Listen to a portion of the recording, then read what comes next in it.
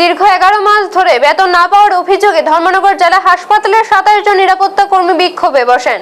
হাসপাতালের medical super doctor ভাস্কর দাসের কার্যালয়ের সামনে অবস্থান নিয়ে তারা দ্রুত বকেয়া বেতন পরিশোধের দাবি জানান। নিরাপত্তা কর্মীদের অভিযোগ, এনবিএস নামে একটি সংস্থার মাধ্যমে তারা দীর্ঘদিন ধরে হাসপাতালে নিরাপত্তার দায়িত্ব পালন করছেন, কিন্তু প্রায় 11 মাস ধরে তাদের বেতন দেওয়া হচ্ছে না। ফলে সংসার চালাতে চরম সমস্যায় পড়েছেন তারা।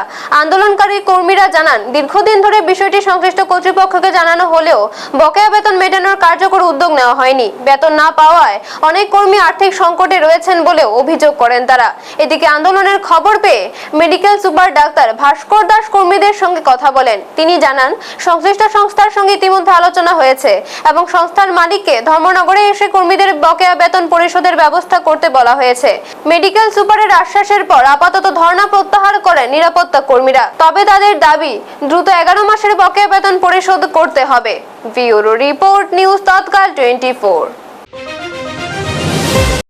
প্রায় 1 বছর ধরে আমরা বেতন পাইতাছি না। আমরা 27 জন স্টাফ আমরা রেগুলার ডিউটি করতেছি, কাজ করতেছি, কিন্তু আমরা পয়সা পাইতাছি না।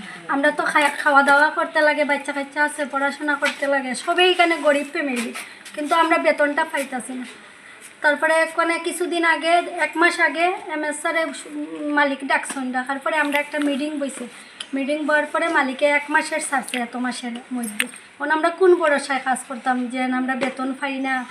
এখন আমরা এমএস স্যারের কাছে সবাই আইছি, আবার পরে স্যারে কইতাছেন, তখন তোমরা কাজ করবা না, এটা আমি জানি না, এখন তোমরার ইচ্ছা। এখন আমরা কি আনা বেতনে কাজ করবো?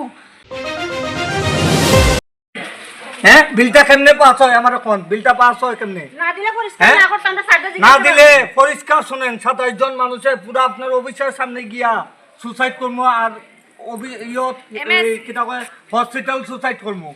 ওরা ডাইরেক্টর হেলথ সার্ভিসের যে অর্ডার মূলে এখানে জয়েন করেছিল, সে অনেক বছর ধরে ওরা সিকিউরিটির দায়িত্বে আছে।